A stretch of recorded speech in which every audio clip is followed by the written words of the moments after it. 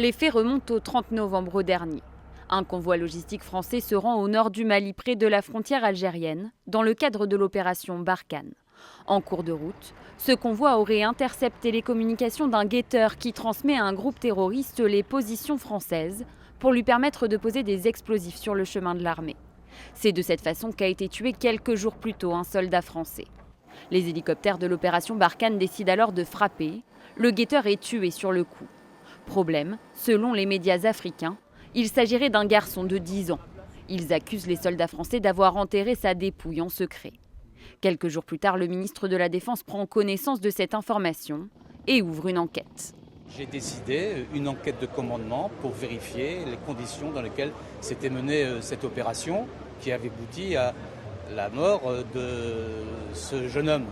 Alors que la polémique monte, certains experts prennent la défense de l'armée française. C'était des frappes par voie aérienne.